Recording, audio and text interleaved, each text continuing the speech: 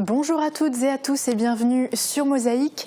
Le mois de février sera consacré à l'enfance. Cette année encore, la ville de Sarreguemines propose tout un panel de rendez-vous pour les parents, bien sûr, mais aussi pour les professionnels. Denis Pfeiffer, adjoint à la jeunesse et à la vie associative, vous êtes avec nous. Bonjour à vous. On discutera un petit peu en détail, on décryptera le programme que vous avez aussi avec vous et on parlera aussi des questionnements et des thèmes sur ce mois de l'enfant. Et en plus du bien-être des enfants, on s'intéressera au rythme de travail de nos internautes avec toi Marie. Salut. Salut. Alors nous sommes au chaud ici, mais ce n'est pas le cas de Guillaume Dumonteil qui est allé braver le froid pour nous à Wölflin. Bonjour à toi Guillaume, tu te trouves devant la mairie, que se passe-t-il ?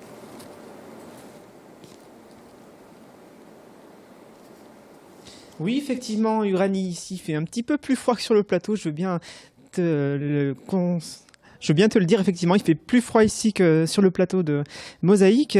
Nous sommes devant la mairie de Wölflin qui est en train d'être rénovée, puis des travaux également d'extension de cette mairie.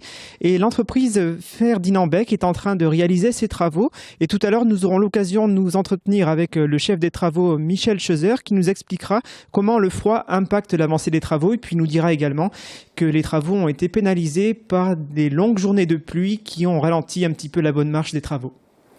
Merci Guillaume, on revient vers toi d'ici peu, mais avant jetons un rapide coup d'œil sur l'actualité du secteur.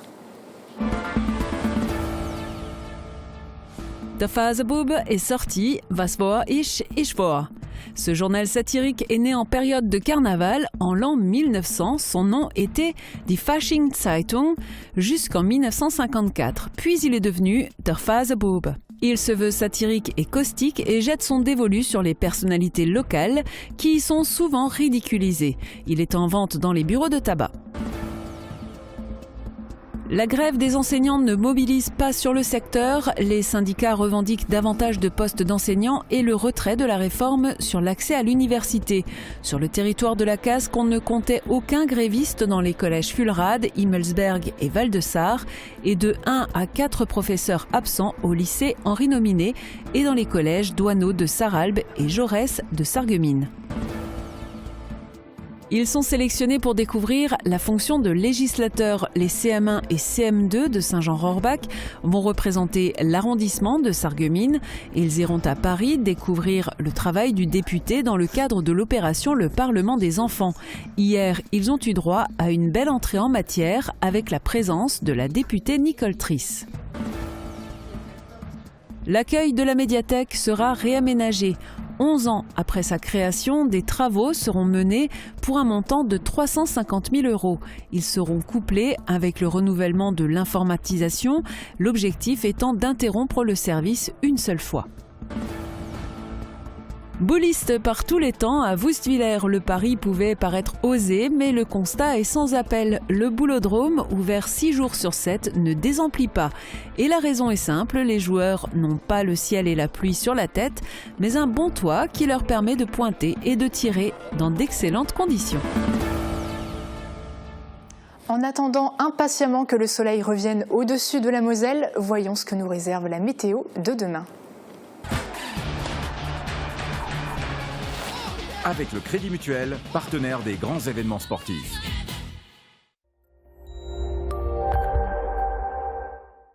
Bonjour tout le monde, pour demain il fera sec et froid. Les nuages encombrent encore le ciel mosellan mais ils ne sont plus porteurs de neige.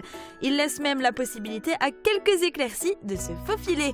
Les températures minimales conformes au normal affichent de -1 à -4 degrés. Les maximales n'excèdent pas les 1 à 3 degrés. Demain nous sommes le mercredi 7 février, nous fêtons les Eugénies. Le soleil nous accompagnera de 7h52 à 17h38. Je vous souhaite à tous une excellente journée sur Mosaïque.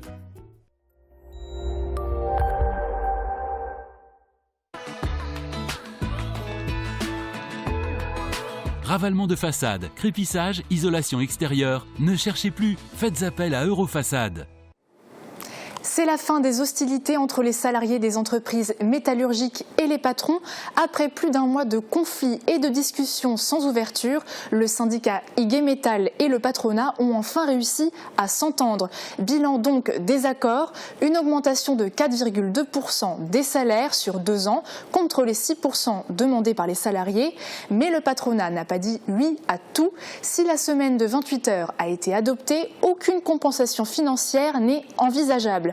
Malgré tout, c'est une victoire pour les syndiqués, surtout après les nombreuses manifestations et grèves qu'il y a eu en Allemagne. Mosaïque avait d'ailleurs couvert plusieurs actions. Guillaume se trouve toujours à Wölflin sur le chantier de la mairie et cette fois-ci en compagnie du chef des travaux, Michel Chauzer.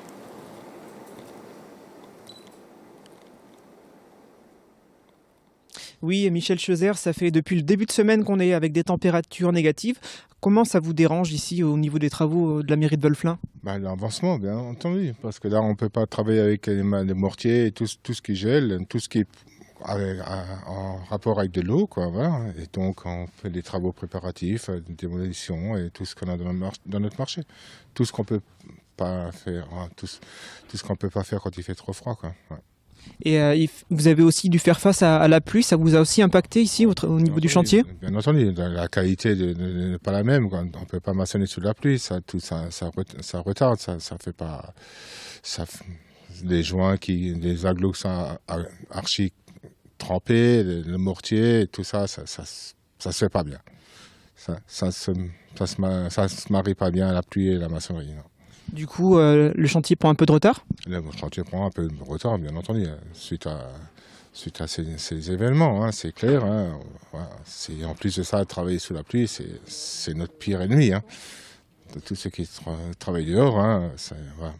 Vous êtes capable de dire combien de jours de retard vous avez sur le déroulé normal du chantier ? Exactement non, mais toute la période pluviale qu'on a eue depuis le mois de janvier, ça nous a quand même mis pas mal de temps en retard, oui. Donc ça vous a retardé, vous avez possibilité, malgré le froid, de travailler quand même donc, sur la démolition de la mairie existante. On en est où aujourd'hui au niveau des travaux sur l'existant et des travaux au niveau de l'extension également ? À l'heure actuelle, on est à 80% sur le gros œuvre, je pense, ouais. Ouais. Avec démolition et extension comprise. Ouais. D'accord. Et vous êtes censé terminer quand ce chantier ? On devrait déjà avoir terminé dans 15 jours. Ouais. Okay. Bon, on espère pourvu que les températures vont remonter. Et vous me disiez tout à l'heure que si elles ne remontent pas, malheureusement, vous serez contraint d'être en intempérie la semaine prochaine. Bien entendu, à un moment donné, tous nos travaux préparatifs et tous nos travaux de démolition seront faits. Et après, on ne pourra pas maçonner beaucoup plus qu'on pouvait le faire ces temps-ci. Alors, le chantier sera sûrement à l'arrêt, oui. Voilà, vous voyez que la météo joue les troubles faits, même si le soleil est revenu, qu'il ne pleut plus, les températures négatives aujourd'hui impactent le chantier et on espère pour vous, comme pour tout le monde, qu'elles vont remonter un petit peu et que vous pourrez continuer à travailler ici au niveau du chantier de la mairie de Wölflin. Merci beaucoup Guillaume. Ce n'est pas tous les jours que l'on peut se mettre dans la peau d'un parlementaire. C'est le cas des élèves de Saint-Jean-Rohrbach qui participent au Parlement des enfants, une opération menée conjointement par l'Assemblée nationale et l'Éducation nationale. Morane Grandcola s'est rendue sur place.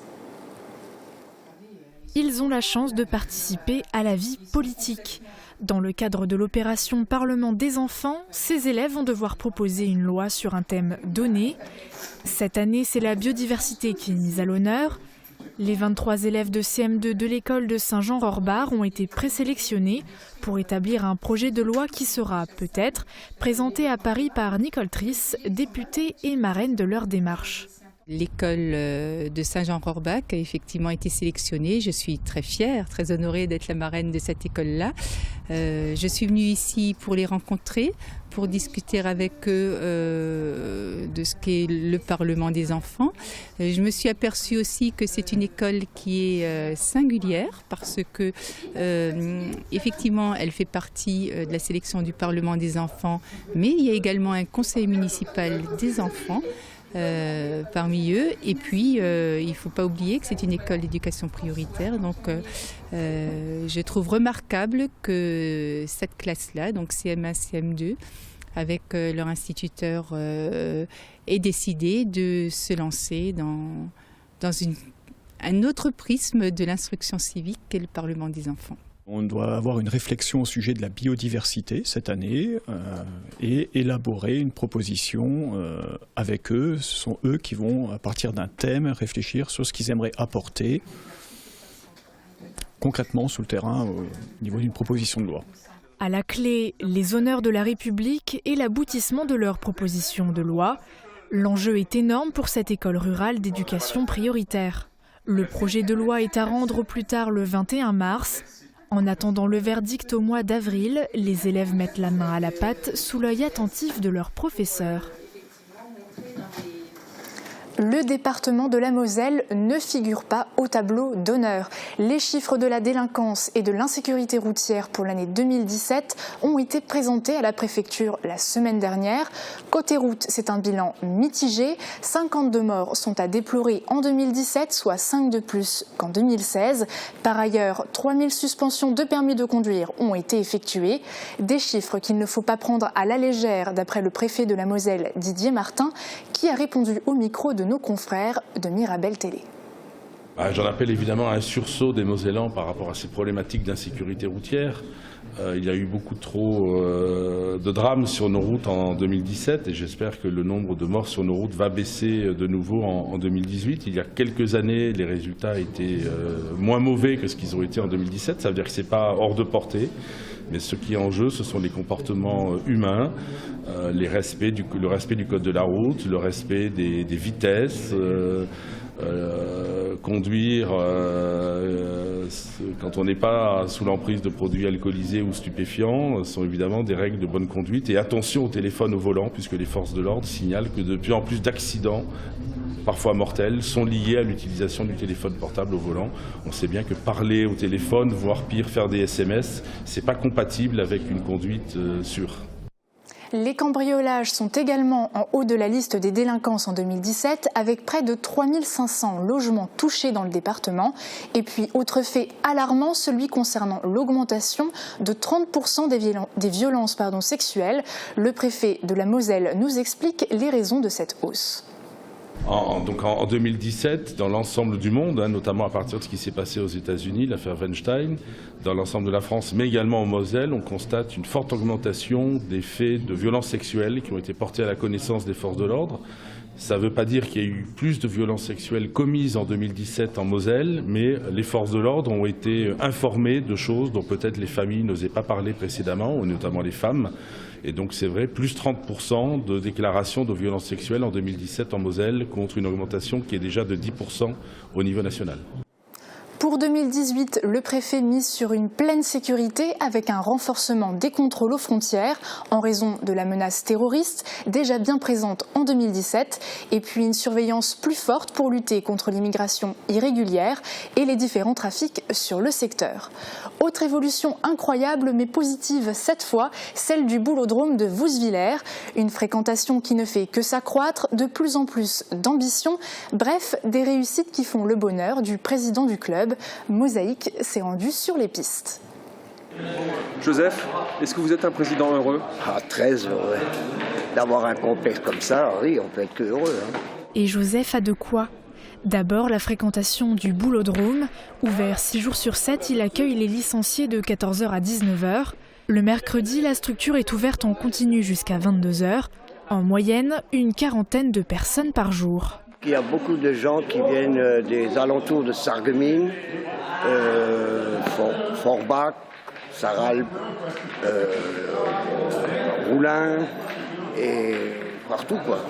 Y compris les Sarrois qui apprécient de s'adonner à leur passion en toute saison et à l'abri du froid, de la pluie et de la neige. 12 pistes intérieures complétées par 6 extérieures, ça fait de la place. Le boulodrome construit en 2013 a surtout insufflé du dynamisme à Wouswiller. Au début de l'aventure, 12 membres, aujourd'hui 180 et une association affiliée depuis 2015 à la Fédération française de pétanque et jeux provençal. Personne n'aurait imaginé qu'on serait arrivé jusqu'ici, quoi, d'avoir autant d'ampleur. Il y a 5 ans, on n'aurait pas, même moi, je n'aurais pas imaginé avoir un truc comme ça. Le club accueille maintenant une trentaine de femmes, dont une équipe de 6 licenciés. La progression est phénoménale, tant dans le nombre de joueurs que sportivement. De quoi booster l'ambition du président. Alors on a commencé il y a 3 ans en 4e division. On a terminé l'année dernière premier de la 3e division. Maintenant, il y a une équipe qui va monter en 2e division. J'aurai une équipe féminine, une équipe en 3e division et une équipe en 4e division.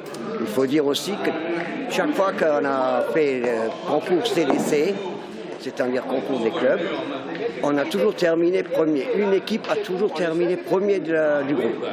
Cette année, les boulistes de Vousvillers engagent 4 équipes en CDC, championnat départemental des clubs. Par équipe, en tête-à-tête, en doublette et en triplette, ils visent la Coupe de France. Cette année, le titre est envisageable. Notre objectif, c'est toujours d'être premier et les meilleurs. Certains viennent pour le plaisir, d'autres s'entraînent ardemment pour les compétitions. Aujourd'hui, la pétanque n'est plus seulement un loisir, c'est aussi un sport. Le club rappelle que l'accès du Boulodrome est total dès lors que vous adhérez au lieu avec une carte membre à hauteur de 25 €. Alors n'hésitez plus. Quel rythme au quotidien pour votre enfant? Quels sont les besoins de votre enfant pour bien grandir? Des questionnements abordés pour la suite de notre émission avec notre invité Denis Pfeiffer. Et il sera temps également de dévoiler les commentaires de nos internautes sur le temps de travail idéal. A tout de suite.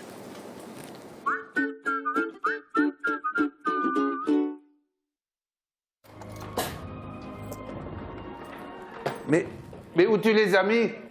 Ah! Quand tu auras nettoyé le garage, je te les donnerai. Eh oui! Faites-vous entendre avec la passion de l'audition.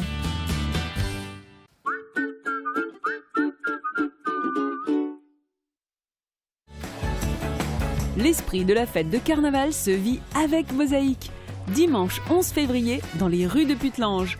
Ne manquez pas le départ en immersion dans la cavalcade et l'enregistrement d'une émission consacrée à la fête dès 14h30. Et pour vous faire patienter, Mosaïque offre un maquillage aux enfants rue Wilson de 10h à midi et de 13h30 jusqu'à l'arrivée des chars. Pluie de confettis et ambiance de folie, on vous attend! L'information a été donnée en début d'émission. Certaines catégories de salariés allemands ont obtenu de pouvoir travailler 28 heures par semaine pendant 6 à 24 mois. Au centre-ville de Sarreguemines, on a demandé aux passants quelle est leur durée idéale de temps de travail hebdomadaire. Voici leur réponse. Travailler plus, travailler moins, en termes de temps de travail hebdomadaire, quelle est pour vous la durée idéale? 10 heures? Non, moi je suis dans les 40 heures en général, oui, dans 35 heures c'est bien. Le mi-temps. Oui, pour moi qui ai 3 enfants, c'est le mi-temps. Je ne travaillerai pas à temps complet tant que les enfants ne sont pas à l'arrivée du collège. Ça c'est une certitude. Voilà. Après, il y en a qui peuvent travailler, qui sont en couple, qui ont les moyens, mais moi qui suis en séparation, je ne pourrais pas faire plus que le mi-temps. Mais c'est déjà pas mal, je suis contente, je suis satisfaite parce que c'est important d'avoir un travail. Et puis si j'en avais pas, je ferais du bénévolat à ce moment-là. C'est comme ça que je vois les choses parce que pour la vie sociale, c'est très important. 35 heures, c'est parfait, c'est le temps, ça complète la semaine et ça nous laisse assez de temps libre aussi. Si c'est bien aménagé vis-à-vis du travail, ouais. Durée idéale, moi je dirais comme avant, 40 heures par semaine. Parce que je pense que c'est assez correct, il ne faut pas toujours profiter du système, quoi. C'est malheureux, quoi. Bon, après, il faut trouver du travail aussi, ça c'est une autre paire de manches, quoi. Mais je pense que 40 heures par semaine, c'est quelque chose de correct. Oh, je pense que les 35 heures, c'est une durée idéale. On va dire 6 heures par jour. Donc ça fait combien? Je ne suis pas prof de maths, mais voilà. Après, en tant que professeur, on ne sait pas trop comment jauger parce qu'on a énormément de travail, hormis temps devant élèves. Donc là, vous donnez un temps de travail adéquat, je ne saurais pas vous dire. En tout cas, moins, ça serait mieux. Est-ce que ne serait-ce que par période, vous auriez parfois envie de travailler plus ou au contraire de travailler moins? Travailler moins, justement, en ce moment, ce serait pas mal avec les enfants. Mais après, tout dépend des moyens, du budget. Donc travailler plus pour gagner plus, oui, mais sinon... Oh non, je crois qu'il faut se préserver et travailler plus. Non, 35 heures, je pense que c'est l'idéal, effectivement. Plus il y a des avantages. Après, moins, oui aussi. Si c'est possible, oui, on pourrait aussi. Mais après, si ça touche à la paye, là, c'est moins avantageux, ouais. Si travailler plus, si on a besoin de plus d'argent, et puis, ouais. Je pense que 40 heures par semaine, ça serait correct, c'est idéal. Bon, après, s'il y a un manque d'argent, travailler plus, ok, à condition que ça soit payé en heures sup et pas en récupération, parce que sinon, on n'est pas gagnant dans l'affaire. C'est aussi le thème de la question qui vous a été posée sur Facebook. Regardez. Selon le mode de vie de chacun, certains préfèrent travailler plus pour évidemment gagner plus d'argent, d'autres préfèrent avoir plus de temps pour la vie familiale ou leur passion, et donc décident de travailler moins. Et vous, qu'est-ce que vous préféreriez? Répondez-nous dans les commentaires. Alors Marie, ils ont choisi quoi? Quel camp finalement? Alors pour eux, il faut savoir trouver le juste milieu. Laura nous a répondu « Moi je dirais travailler ce qu'il faut pour vivre et pouvoir être disponible pour sa famille. J'ai mon mari qui lui préfère travailler plus pour gagner plus et ainsi pouvoir se faire plaisir, restaurants, sorties, vacances, etc. » Pour René, ça concerne plus des cadres que des employés ou ouvriers. Il nous a écrit « Pour les ouvriers, il faut travailler plus pour gagner plus afin de faire vivre sa famille. Il n'y a pas le choix malheureusement. Un cadre, en revanche, pourrait choisir de moduler ses heures de travail en fonction de ce qu'il estime être suffisant pour faire vivre sa famille et pouvoir s'occuper de sa vie de famille. Pouvoir voir grandir ses enfants et être présent aux différentes étapes d'apprentissage de sa vie n'a pas de prix. Mais comme expliqué, certains ont le choix, d'autres malheureusement non. Et on a un contre-argument de Marilyn qui nous a écrit « Quand on bosse plus et qu'on gagne plus, on n'est pas forcément gagnant. On finit toujours par nous prélever ailleurs, impôts, CAF, etc. » Alors, il n'y a pas eu beaucoup de réponses, mais on voit qu'il y a quand même des avis assez différents finalement. Et alors, vous de votre côté, Denis Pfeiffer Je crois que c'est une question qui est très intéressante parce qu'elle touche à la société, à l'économie de manière générale. Personnellement, sous forme de boutade, je dirais travailler moins pour gagner plus, mais ce n'est pas la formule que vous avez proposée. Allez, en étant plus sérieux, effectivement, je crois qu'il y a deux grandes familles qui s'opposent en fait par rapport aux opinions. Donc ceux qui disent travailler plus pour gagner plus, ceux qui disent travailler moins pour pouvoir consacrer du temps à la famille. Je pense vraiment que l'équilibre se situe entre les deux. Et chacun l'a bien compris, parce que chacun dit voilà, il faut que je puisse travailler, je puisse être épanoui dans mon travail, je puisse me consacrer à ma famille.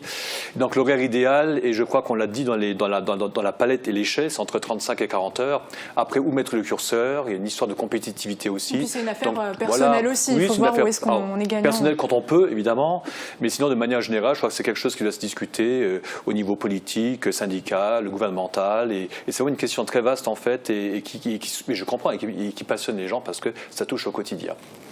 Alors c'est un sujet qui nous intéresse, mais il y en a un deuxième, comme on l'a dit en début d'émission, c'est sur le mois de l'enfant, qui a commencé depuis le 22 janvier et qui se terminera là fin février. Alors en quoi ce mois de l'enfant est important pour la ville ? Alors, la ville de Sarreguemines organise depuis sa 3e année maintenant toute une série de manifestations qui tournent autour de l'enfant. J'aimerais juste peut-être revenir aux origines de cette manifestation. Il y a quelques années, lorsque le gouvernement nous avait demandé de changer les rythmes scolaires, il avait souhaité que les municipalités réfléchissent à une politique éducative de territoire. Ce que nous avons fait. Donc nous avons réuni autour de la table l'ensemble des partenaires qui touchent à l'enfance, que ce soit les partenaires éducatifs, les partenaires associatifs, les différentes structures de la petite enfance. Et on s'est dit, ma foi, qu'est-ce qu'on va pouvoir faire effectivement autour de ces questions pour les mettre en avant et faire quelque chose, j'ai envie de dire, d'utile. Et du coup, nous est venue l'idée, en cours d'année, d'avoir un temps fort qui soit consacré à la fois aux professionnels, qui soit consacré aux parents, aux enfants, et autour des questions liées à l'enfance et aux thématiques propres au rythme de l'enfant. Alors, il y a 2 ans, nous avons le thème du sommeil, qui était abordé, une question importante pour la petite enfance au niveau des écoles maternelles et de tout ce qui est accueil de petite enfance. Ensuite, on a posé la question du temps libre de ces enfants. Et aujourd'hui, le thème qu'on aborde, c'est le thème de l'ennui, qui est un peu le thème phare de cette manifestation. Et sur lequel on en parlera un peu plus tard. Donc c'est vraiment une idée qui est née de la collaboration de l'ensemble des partenaires qui travaillent sur l'enfance, institutionnels et associatifs. Et alors, les parents, finalement, les parents et aussi les acteurs associatifs de la ville, ils s'y retrouvent comment là-dedans?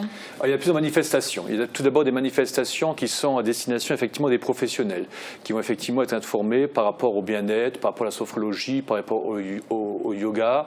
Alors, toutes les manifestations ne sont pas ouvertes directement aux parents, certaines le sont. C'est notamment le cas pour les manifestations qui auront lieu aux foyers socio-éducatifs, aux foyers socio-culturels de Sarreguemines, dans le quartier Rive Droite. Il va y avoir des conférences. J'ai 2 conférences majeures en tête, donc la conférence justement sur l'ennui et la conférence sur la parentalité. Ils vont avoir l'occasion aussi de voir des spectacles qui tournent justement autour de ces questions, autour des doudous, autour du sommeil, autour de l'ennui là aussi. Et donc chacun peut trouver à un moment donné effectivement de quoi trouver un intérêt. Il y a à la fois un aspect un peu entre guillemets scientifique et puis sérieux, c'est les conférences, et puis un aspect un peu plus ludique, justement par rapport à toutes ces pratiques qui nous aident à nous sentir mieux. Et alors si on regarde un petit peu le programme, justement vous parliez de la conférence Vive l'ennui, c'est quelque chose qui m'a interpellée. Pourquoi ce sujet cette année? Alors ce sujet cette année, on s'est rendu compte en fait que nos enfants sont très sollicités.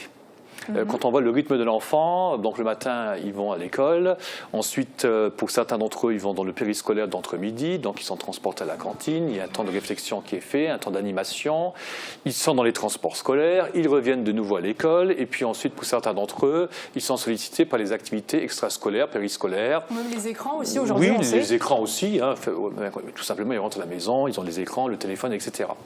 Et on s'est dit ils sont beaucoup sollicités d'un point de vue, je dirais, intellectuel. Et puis là-dedans, il est où le temps où on peut se dire, est-ce que je vais être un peu provocateur, est-ce que j'ai le droit de ne rien faire?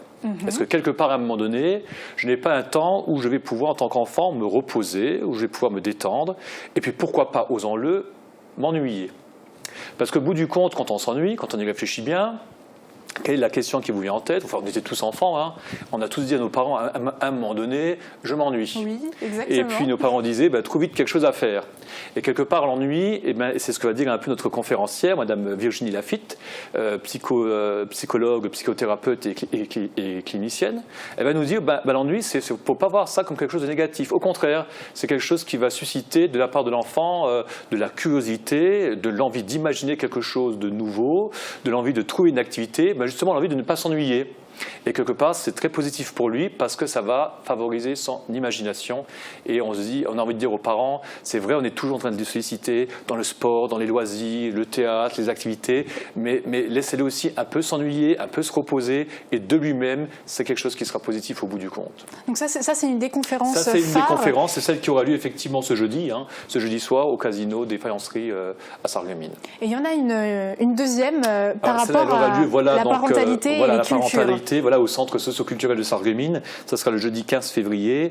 Donc, parents d'ici d'ailleurs, la parentalité en lien avec les différentes cultures. Écoutez, il y a de multiples manières d'éduquer son enfant, d'accompagner son enfant dans son épanouissement personnel. Et on va voir un peu comment ça se passe justement dans les différentes civilisations, dans les différents pays, et aussi les différentes formes de parentalité. Parce qu'on a une parentalité qui est aujourd'hui de nos jours très multiple.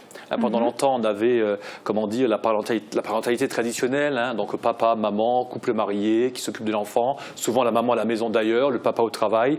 On est sorti évidemment de tout cela. Il y a même une très grande diversité de situations familiales. Donc il y a différentes manières de vivre la parentalité, de vivre sans lien avec l'enfant. La place du papa aussi, qui est de plus en plus importante. Et donc c'est de tout cela en fait qui seront débattus au cours de cette deuxième conférence. Donc il y a possibilité pour les parents de poser des questions. Les parents sont là, ils pourront participer, c'est interactif, ils pourront questionner, susciter des réponses, et j'espère qu'il y aura un vrai échange, pas simplement une conférence magistrale, mais un échange qui aura lieu effectivement avec les parents. Alors rappelez-nous les 2 grandes dates qu'il y a pour les conférences en tout cas. Les 2 grandes dates, donc la conférence c'est ce jeudi donc, au Casino des Faïenceries le jeudi 8 février, ce sera donc le soir à 20h30, entrée gratuite.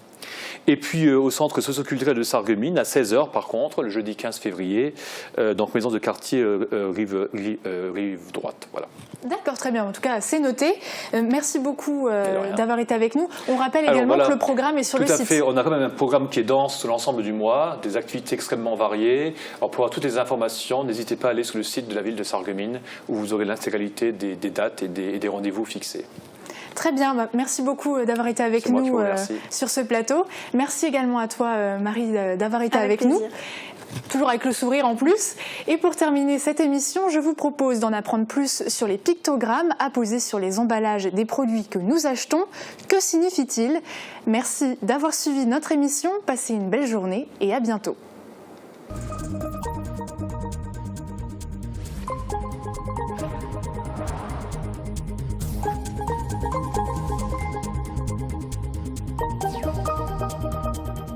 Il y a des logos sur les emballages. Qu'est-ce que cela signifie? Le logo Point Vert incarne l'engagement financier des entreprises pour le tri et le recyclage de leurs emballages. Il n'indique pas que l'emballage est à trier. L'infotri Point Vert est une consigne qui détaille précisément les éléments d'emballage qui sont à jeter aux ordures ménagères des éléments d'emballage qui sont à trier. Le pictogramme Triman, obligatoire sur tous les emballages ainsi que les meubles ou les textiles, indique au consommateur que le produit ou l'emballage est soumis à une consigne de tri. Bac de tri, point de collecte ou encore déchetterie. L'anneau de Mobius est le symbole universel du recyclage. Il signifie que le produit ou l'emballage est techniquement recyclable. Lorsqu'un pourcentage est précisé, alors son sens est différent. Il indique que le produit ou l'emballage a été fabriqué avec un certain pourcentage de matériaux recyclés.